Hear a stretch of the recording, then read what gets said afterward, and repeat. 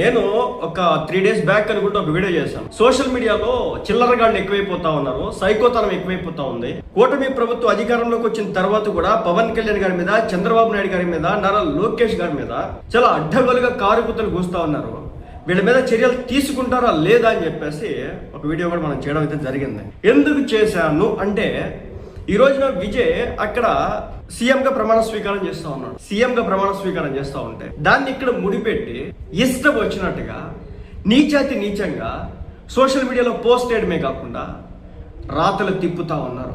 ఇదిగోండి చూడండి, పవన్ కళ్యాణ్ డీసీఎం అయితే మూడో పెళ్ళాం హడావిడి చేసినప్పుడు కింగ్ విజయ్ సింగిల్ గా ఓన్ అయిన వాడి గర్ల్ ఫ్రెండ్ త్రిష హడావిడి చేయొద్దంటే ఎలా? ఎవరు చేయొద్దన్నారు హడావిడి? ఏ పవన్ కళ్యాణ్ ఫ్యాన్ చెప్పినాడు త్రిషాని అక్కడికి తీసుకురావాలని చెప్పేసి? పవన్ కళ్యాణ్ గారి ఫ్యాన్స్ కి ఏం సంబంధం?